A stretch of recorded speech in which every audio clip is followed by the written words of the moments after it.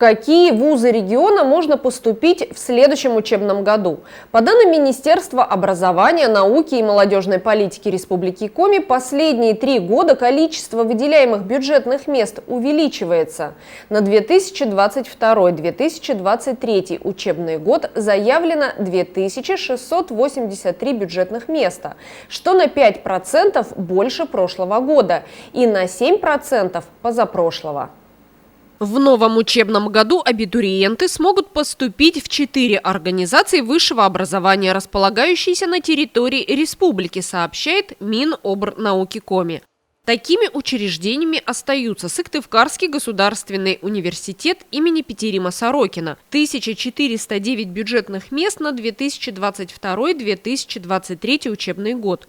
Ухтинский государственный технический университет – 858 бюджетных мест. Сыктывкарский лесной институт, который является филиалом Санкт-Петербургского государственного лесотехнического университета имени Кирова – 416 бюджетных мест, а также Коми-Республиканская академия государственной службы и управления. Количество бюджетных мест распределено с учетом всех форм обучения – очное, заочное, очно-заочное, а также с учетом ступени подготовки – бакалавриат, специалитет, магистратура. Благодаря увеличению числа выделенных бюджетных мест в высших учебных заведениях на территории республики, гораздо большее количество молодых граждан смогут продолжить обучение в регионе, а следовательно будет увеличена вероятность того, что студенты будут востребованы на предприятиях и организациях Коми, что несомненно повлияет на развитие республики.